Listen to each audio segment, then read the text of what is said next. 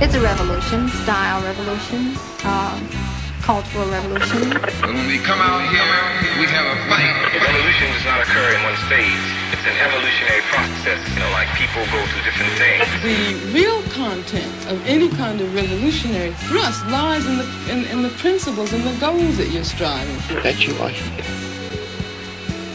And to be here means that you can't be here right now. We have to become involved in a program of re-education to educate our people into the importance of knowing. It's a revolution, style revolution, cultural revolution. Yo, what up? Yo, what's up? You tuned into the Peaceful Rage podcast Featuring Matt Murphy and Dr. Wes Bellamy. Two brothers, working in our community, active, caring for our families. still trying to give back, We see what's going on with the big picture. and we pissed off about it. Peaceful Rage Podcast. Peaceful Rage podcast. I remember hearing this one time. This guy, a very successful entrepreneur, very wealthy, beautiful family, young kids. And he was talking about, like, what's your secrets to success? He said, the most important part of my day is when I work out. And listen, this is what he says. And the person interviewing was like, what you mean? He said, if I'm not my best me, I can't be the best for them, for my wife, for my family, for my business, all that. And I was just like, word. So he's like, I have to take care of me and have that time and space, And so let me circle that back around to, we'll do that physically. We understand the value physically, but we don't really want to get into the need to emotionally or mentally, be our best selves. Why?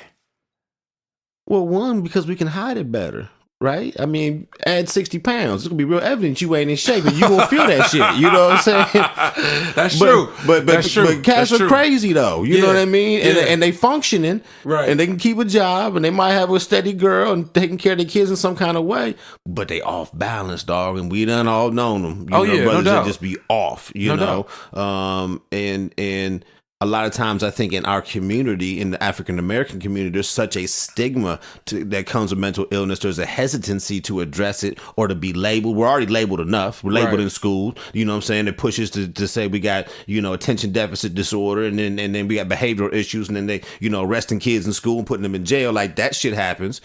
Right. But at the same time, like, culturally, the stigma that's attached to mental illness is heavy, and I think it prevents us a lot of times from pursuing the help that we could use. That's real, man. A lot of us are walking around with real life PTSD.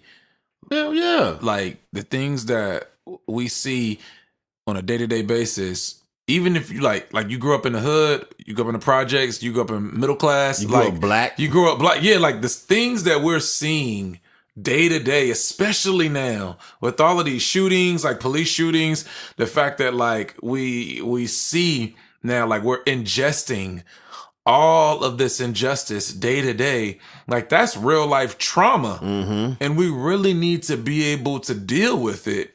And one of the ways in which you can cope with it is by talking to someone about it. Right. And that doesn't mean that there's something wrong with you. Right. Well, it goes back to what he talked a little about a little bit earlier. We're always talking to somebody, right? We're receiving counsel, we're receiving wisdom, we're receiving game from somebody. Whether it's your homies, whether it's your grandma, whether it's your parents, whether it's a teacher, a mentor. Like, we're always getting put up on game in some capacity. But sometimes those people don't have the understanding that's going to really help you, recognize somebody else's, psychosis, somebody else's personality disorder, your own issues. You know what I mean? That's real. Well, I know you've been a counselor in several different capacities for several years now. Right. I mean, it's evident also when people hear the podcast, I joke around a lot about, calling Murph Black Jesus and all this, but I mean, he's been in this profession in terms of just helping people for a very long time, right? And I, again, I may joke about certain things, but he just have a lot of experience in terms of helping people. In your opinion, like, what is the benefit from going and talking to a counselor or a therapist per se, opposed to just talking to like your homeboy or your uncle or something? Right. That's a fantastic question. I mean, in my humble opinion, right, I think you with a professional counselor, somebody's got education. You know what I mean? So it means they've had a length of time and a depth of study that's gonna, expose them to a wide range of things that maybe your uncle he didn't read those books. Right. You know what I mean? He didn't take years to study those things. So there's the education. Two, there's the professional dynamic, meaning there's no emotional attachment. You know what I mean? They're gonna approach this in a certain way, whereas a family or friend is gonna have all kinds of things connected to whatever kind of advice they're giving you, and maybe it's for the best, but there's still things, and they got things. Here's a situation: this person doesn't know you.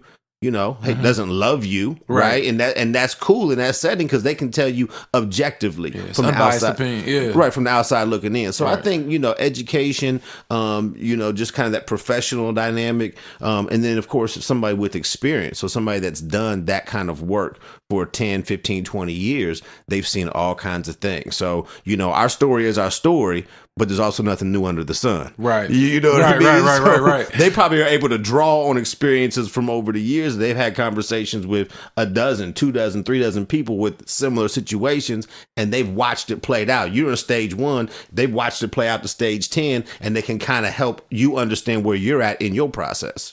Yeah, definitely. I would say one of the biggest pieces that my therapist has been able to give me, Jay-Z talks about it on 444. We all confused because we don't have the tools. And I know he's been talking a lot on this album about how he's been going to therapy and working through issues with himself and marriage and so on and so forth. And it seems like I've seen on social media, some people like, yeah, man, maybe I should go talk to some people because they've heard Jay say it, or because while it is taboo, I think it's becoming less taboo. But I feel like one of the biggest things is that my therapist has been able to help me look myself in the mirror and understand what are my issues, right? Because oftentimes we can blame everyone else for what is going on in our lives. And don't get it twisted, there's a lot of fucked up stuff that's transpiring. But then at what role do we play in terms of our abilities to be able to grow, or hindering ourselves from being able to grow to be our best selves? Right. And it's, that song Michael Jackson made, Man in the Mirror, people, oh man, laugh or joke, or for some people it's really real. But having the ability to be able to truly look yourself in the mirror and say and own your shit. Right. But then devise a plan to be able to move forward in terms of the issues that you have is powerful. No doubt. I've learned that just even, if I'm sharing a little bit, one of the things that I've learned is that there was a need for me to always want to, quote unquote, be able to just help others, right? Help others. And my therapist was like, well, why do you feel that way? I'm like, I don't know. I just think I always need to help people. That's what I'm supposed to do. Be safe. Yeah, he's like, do you have a savior complex? I'm like, no, I'm not Captain Sabo or nothing. What you what you mean, bro? Right. I'm joking. But he was like, yo, man. Shout out to E40. but he really helped me understand from when I was a kid. Because myself and the way that I viewed situations with my biological mother and my father, that I always wanted to say, well, I don't want to do things the way that they may have. So I always want to be able to help others, right? But that could burn you out. Absolutely. And that kind of leads me to what I was getting ready to say is we start talking about patterns. Yeah, man. And decisions that we make in, as similar situations arise, we making similar decisions as opportunities come up. We know maybe they're not the best thing. Right. We make this kind of decision, and then we look back on our life and damn, I've done that 10 times. Right. You know what I mean? Damn, why I keep doing that? Right. And so what's kind of the cause of that? That's also very helpful for you to be able to change decisions that you make, later on down the road. And and the next thing we start talking about kind of the stigma and dealing with the reality that mental health and mental illness is a real thing. Look at all these shootings, man. Oh man. And so you start talking about now these young people and old people and middle-aged people, from Las Vegas to Parkland, you know what I mean? we know there's something wrong. And so, I just want for us as black men to get to a place where we're comfortable enough to pursue whatever help we need. Not to say that we're going to go shoot some shit up, but I'm just saying, like, recognize like this is a part of humanity and reality. Right. You know what I mean? And there's help available. Right. You know what I mean? What are the barriers you believe? Is it economic, like financial reasons that stop people from going, or like in your experience, what have been some of the reasons? I think education, and I don't mean that in a formal sense. I'm just saying, again, an awareness of what could be wrong and what's available in way of help. So what does that process look like? One who wants to go and get help, like go and see a therapist. What do you do? Where do you start? Right. So, well, that leads me to the next thing. A barrier could be money, right? Access to healthcare. Because then you start talking about, hey, I want to get into therapy. Well, that's not free. Right. Right. In some communities, there are services available. You know what I mean? If your income's not high enough and you can pursue those routes, I don't know what that would be for everybody's context. But you know what I mean? Like you can still get that and that's available to you. And just, I don't know, reach out to a mental health professional in your community. I'm not even saying everybody's good. Let me also say that caveat. You know what I mean? While I'm encouraging brothers, I also want to be a situation where it's also healthy. And how do you discern that? So, I mean, it's a complex thing. But if a brother says, you know what? Hey man, I recognize I get depressed. You know what I mean? When in the fall, you know what I'm saying? Like I get down, like I just be sleeping all the time. Or when this thing happens, like I just go. Right. Or like I can't stop thinking about this. Like, reach out to who you got, man. Hit us up, man. We'll find somebody in your community. You know what I'm saying? Like, I'll make some calls and emails for you if I, you know what I'm saying. And for here's real. the other thing, bro. Like, you don't have to self-medicate, right? Right. And the self-medication comes in different ways. Like, some brothers masturbate. Some brothers say they want to smoke just a gang of weed. Some brothers they're looking for whatever the void is missing in terms of getting on social media, or it's just looking for chicks. Some brothers beat on women, or they do things that hurt themselves in order to deal with and cope with some of the issues they have. And opposed to you finding something negative that's going to allow you to cope with what you're dealing with, you can find someone or a professional, quote unquote, to help you deal with these issues. Right. Yo, what up? You tune into the Peaceful Rage podcast featuring me, Dr. Wes Bellamy, and my man, Matt Murphy. So we continue this conversation, man. You asked me a couple of seconds ago about barriers to get mental health. So, like, what are the barriers? Like, what stops a brother or anyone for that matter from going and getting help? Right. Well, I think going back to it, there's a cultural stigma. You know what I mean? For brothers, you might feel like you weak or like, what's wrong with me? You know what I mean? Why should I do this? But also remember, it's personal. So you don't have to tell people you doing that. It's not for them. This is for you. Do you get up if you pray in the morning? Do you tell everybody you pray? Hey, Facebook, 6:30. I just got done praying for 27 minutes. Some people do though. I mean, but okay. But you're right. You goofy, right? You're right. You're right. You know what I mean? You know. So again, there's things that you do for you. Yeah. There's things that you do for your relationship with God. There's things you do for yourself personally that make you feel good about you. You know what I mean? And if that's one of those things, that ain't for everybody. Just go get the help, man. Right. So I think barriers are there as far as, the stigma and people feeling like they got to share it when they don't really have to. Finances can certainly be a barrier for folks.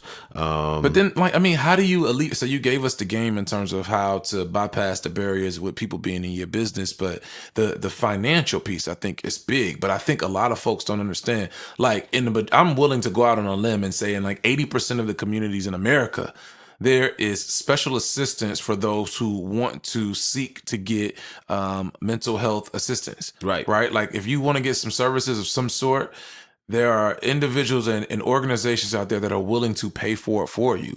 That's right. There's even stuff online like that are willing to pay for you to go and get mental health assistance. I'm gonna tell you, man, and I'm not recommending this, but let me go back for a second in the way of getting help.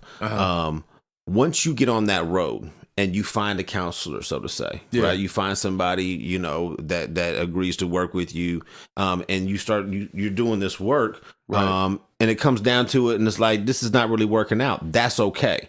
You're not locked in. Right. You're not stuck. So you may have to go through a few counselors before you even get to the one that's going to be good for you. And I think for black men, it's super helpful to have one that's culturally aware, culturally sensitive. No doubt. I mean, I've heard several instances of friends of mine in which they've gone and had they've been through, you know, 1, 2, in some cases even 3 counselors, because the first couple that they met weren't necessarily culturally competent or sensitive to aware what was going on in things that were specifically pertaining to us or pertaining to them as individuals, and they didn't give up. And I think that's the other key part. Like, right, like just because the first counselor or therapist that you encounter does not necessarily fit your needs, doesn't mean that all counselors are not good or they're not going to meet your needs, because that's not the case. That's right. That's right. Some are going to be, you know, more specialized in some areas than others. You know, I've had situations where I've gone to counselors, had to deal with situations, and when it came down to it, they didn't know what to do with my problem. They didn't know what to do with it. You know what I mean? Like, and I had to go to a few, and then actually had one, you know, because of the situation that was going on, one of the counselors was like, I'm not touching that. Like, that's the type of situation that I don't, you know what I mean, like deal with. You know what I'm saying? And it's a known type of kind of disorder that was, you know, that was happening in you know, in the extended family. And just so trying to work through some of that. So not everyone's going to be for you. And how did that make you feel when the therapist said that to you? I was frustrated as hell, man. You know what I mean? Like, I mean, not with them saying, hey, I can't do this, but just feeling like I had hit the wall because I had been to a few of them and they didn't know what to do with what I was telling them. Right. You know what I mean? So then how do you... So I feel like that's something that we also can touch on. Right. When we hit our walls, or when we find ourselves kind of just being in situations like, damn, can't nobody help me? Like, then what do you do? Well, I think one of the things that happens while you're going through that process is you're still hungry for help. So you're going to look for it. So you know, God, the universe is whatever is going to bring it to you in some kind of way, right? You're actively pursuing that. You're going to get some of it. You know what I mean? Sometimes you're just going to get a little couple crumbs as you're moving along, right? Until you get to the feast. You know what I mean? And so, so it's good that you're still moving in that direction. You're hitting walls, you're hitting hurdles. Let's put it like that. Yeah, being persistent. Yeah. So I think like depression is something that's so real with a lot of us. And oftentimes we don't even know we're depressed. Like I seen some of my friends be going through a slump or whatnot. And man, they just start playing video games for like 8-9 hours. Zone out. You know what I'm saying? Just zone out. Or they'll go smoke like 8-9 L's back to back to back. Or go get, you know, a bottle of hen and just take it to the head, right? And they like, this is how we deal with it. And yo, that shit is not healthy, right? You know what I'm saying? Right. If you have self-destructive behaviors or you're doing things to numb yourself, you know what I mean? And I'm speaking from experience, you know what I mean? Like, you know, pain is real, and you know what I mean? There are things that can kind of temporarily numb that pain, right? But it's only temporary. Again, at the same time, you're not getting to the root of it, or how do you change those patterns so that you're not continuing and feeling like you got to, you know, medicate or overcompensate again and again and again and again? Because some cats buy clothes, buy jewelry, buy shit, and you know, want to floss, and that's how they, you know, deal with their complex. Yeah, you validating yourself, right? Like, oh yeah, you know, I have an issue, and this is what we do. I remember talking to a female friend of mine, and we were talking about this situation, and she was like, she had a homeboy who, you know, he's rather destructive in different ways, and he would like, his comeback to everything is always, but I be fucking these chicks though. And she like, yeah, but bro, we like 30 years old. What are you doing? Why are you like, you know what I'm saying? Like what does that even matter? Like, what are you doing? But that is how he, quote unquote, validates himself. Right. By the amount of women he can have sex with. Yeah. And for many of us, that happens. Right? Like, many of us validate ourselves by whether or not we are desired by others. And I think whenever we run into those kind of situations or issues, we have to be willing to do the work internally to understand why you feel that way, for one. But then secondly, are you willing to do the work so that you can be happy on your own, right? Like, internal and self-happiness will be much more fulfilling and even sustainable than these temporary things that you find yourself running into. Right. Dang, I mean, you just made me think about some things there. I mean, think about that, bro. Like, even some of our most prolific hip hop artists, right, or musicians or whomever.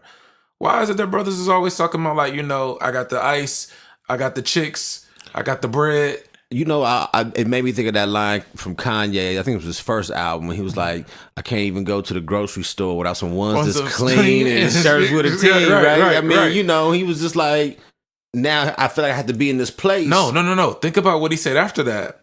It seems we're living the American dream, but the people highest up got the lowest self-esteem. See, that's what I'm saying. So again, do you feel just as confident in who you are, regardless of what you got on? You know what I mean? Like, I'm not asking you. I'm just saying. Yeah. No. I'll answer that. Like I'm just getting to that point. If I'm being 100 with you, okay. And so Murph, you know me for a few years. Like I would wear suits everywhere I go. Yeah. Right. Like I always would wear suits and bow ties because I felt as if I had to quote unquote play a part. Like I have to fit this role. I have to be able to do X, Y, and Z. I got to look the part. But I had to ask myself, and my therapist actually challenged me on this. Like, well, why is it that you feel that way? And one of the things I've learned over time is that regardless of how I dress, other individuals are going to have whatever thoughts about me, irregardless of how I look. That's right. Right? Because you can't get a degree higher than a doctorate, and I've been called Dr. Nigger. Right. You know what I'm saying? Mm-hmm. So internally, I have to be okay with myself and understand that, like, I'm good enough, just me, and what's in my mind, and a degree doesn't define me. How I dress doesn't define me, but how I carry myself and how I feel about myself defines the kind of individual that I'm going to be, whether or not I can help people or give back or, you know, find my own internal gratitude. It can't be dependent on others, but that's a learned behavior. Bro, listen, you're right. And there's something psychological about peacocking. Oh yeah. Right? Yeah. So there's something about Explain that. Explain always, what's peacocking? What's a peacock do when it's time to show off and to mate? You know, he flows his feathers out, you know what I mean? He shows off, he flosses, right? And so if you're in a place where you feel like you always have to put on in that regard, you know, that might say something. And now, listen, I've been a hip hop head, you know, since you can only listen to hip hop on the AM radio for a couple hours at a time, right? So I go back with it. And AM radio. Yeah, I ain't lying to you, dog. That's where I was at with it. You know what I'm saying? Right. And so I just say that to say over the years I've heard various MCs and artists talk about stopping wearing jewelry. Mm-hmm. You know what I mean? Mm-hmm. Like, I stopped wearing jewelry for this reason, or I just stopped wearing it because I wanted to, or, you know, if they even got a little deeper into it, like,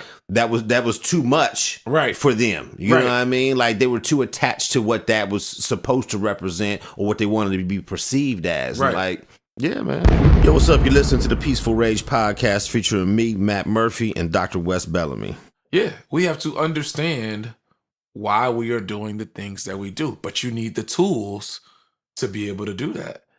Yo, man, it's real. For real, though. And we have to be willing to do the work. I oftentimes think about not only mental health, but just internal and self-work, similar to like lifting weights in the gym. And those who know me know I like to work out. If you're working out, right? One of my old heads told me, matter of fact, my barber, shout out to Will, he told me this the other night.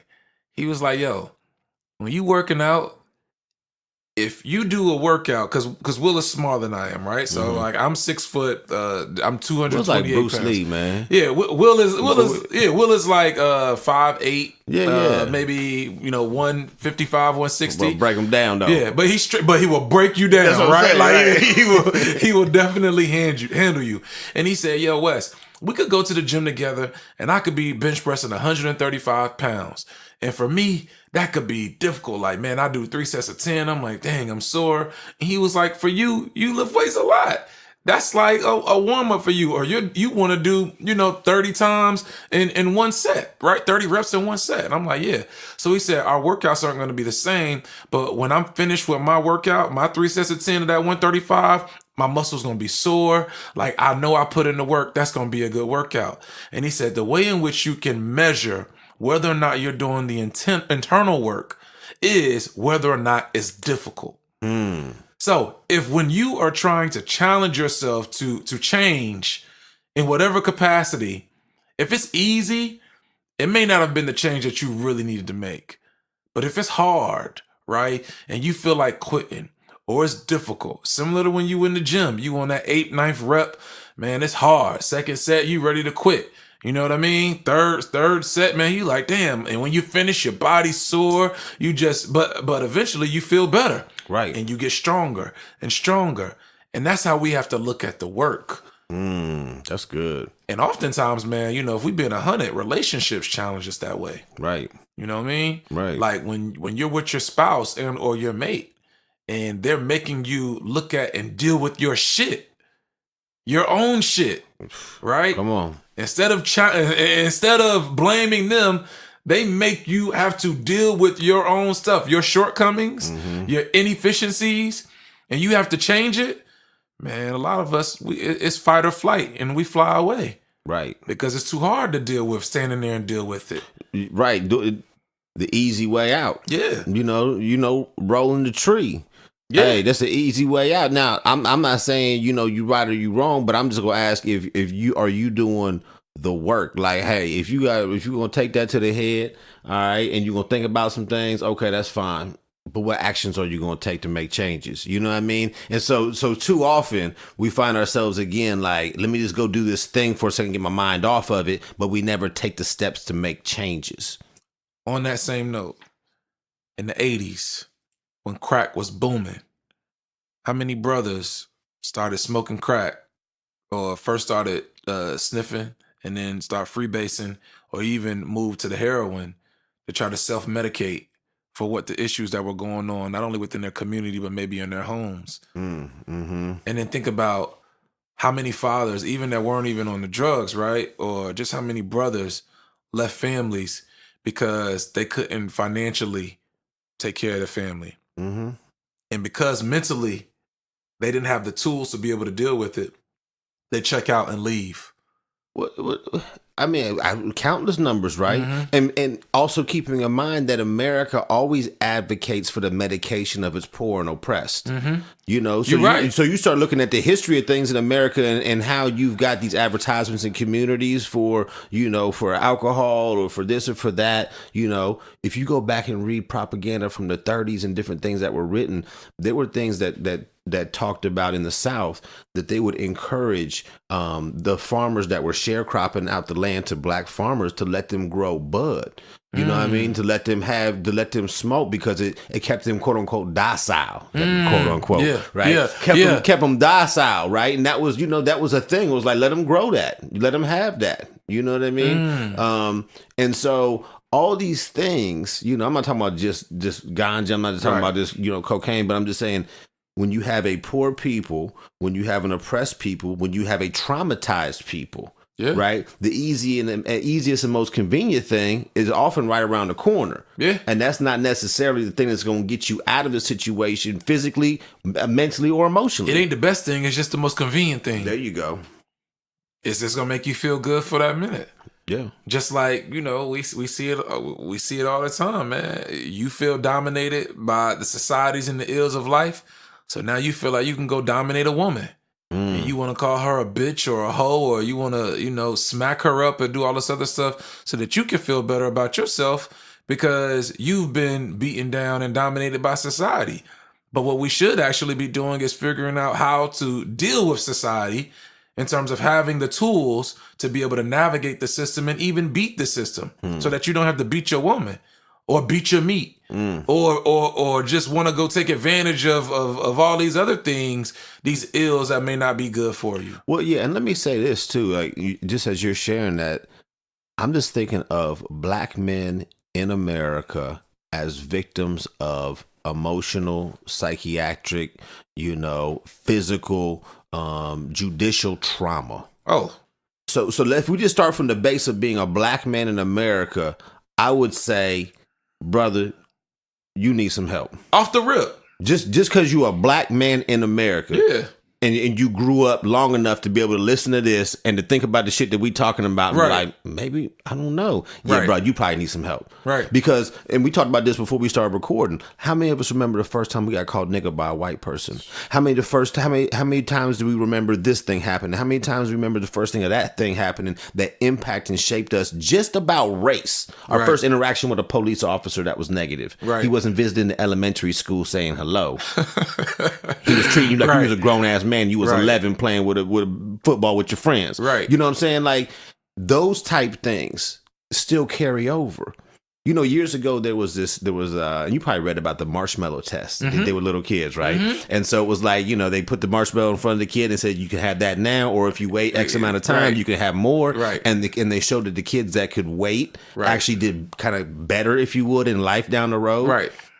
There's a way that we're shaped. You know what I mean? Some of that's out of our control. Right. Right. And yet here we stand. A lot of us in the black community will say, well, I whoop my kids because my mama whooped me. Which and is I'm all right. dumb shit. Right. And so we carry this, you know, this trauma from generation to generation. We carry these practices because of, and we'll probably get into this on another episode, like out of respect for the elders, if you would. Right. We carry over all these unhealthy things and we wonder why nothing's really changed. Why we're so traumatized. So, brothers, all in all, man, there's nothing wrong with going and getting help. There's absolutely nothing wrong, and that's our time. There's absolutely nothing wrong with you going and speaking with a therapist, a professional, a mental health professional about some of the issues. Even if you believe that you're fine, because I think something that Murph said was key. Yo, just off square one, you're a black man in America. There's been some trauma that's transpired somewhere down the line. That doesn't mean you're a victim. No. We're not trying to say that, you know, something's wrong, but or you're blaming someone else. But there's nothing wrong with you going and speaking to someone to just develop the tools to be the best you that you can be. That's right. So, yo, that's our time. Be sure to hit us up on social media at Peaceful Rage Podcast. That's IG, that's Twitter, that's Facebook. Be sure to leave those comments. Shout out to my step pops, man. My man Prince Edmund Joyce. He left us a nice comment on the website, man. I appreciate that.